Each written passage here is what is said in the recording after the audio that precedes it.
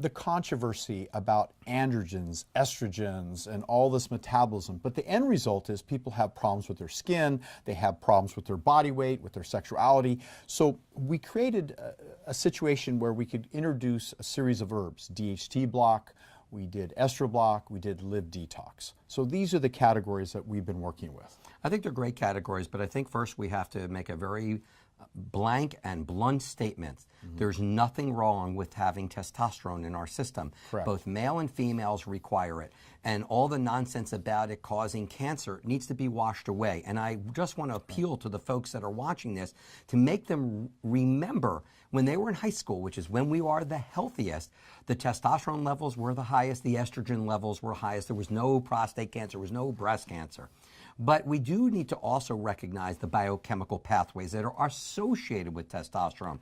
So testosterone in the body will either remain as testosterone, or it may go to the pathway which leads to dihydrotestosterone, and so aptly you made the dihydrotestosterone block. That's where the skin can get a little oily if there's too much. You can get some acne, you get a little bit of hair that can lost with it if there's too much. So DHT block is talking to that pathway. We have another pathway that the testosterone may go through, which is a pathway called the aromatase pathway. You don't have to memorize those things, but we should know that it can end up in being estrogen.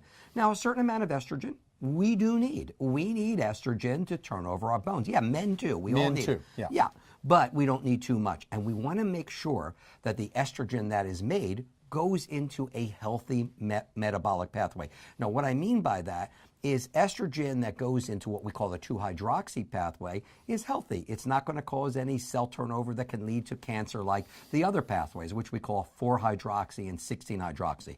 Doesn't mean we don't need it, because bone turnover needs 16-hydroxy. We just don't want too much.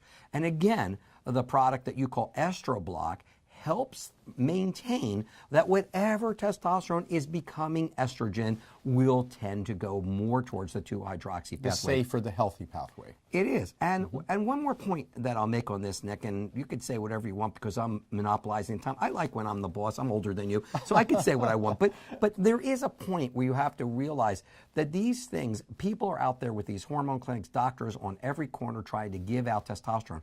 What they forget is there are metabolites. It's not the testosterone specifically that's causing these problems or estrogen. It's where does it go, the metabolites.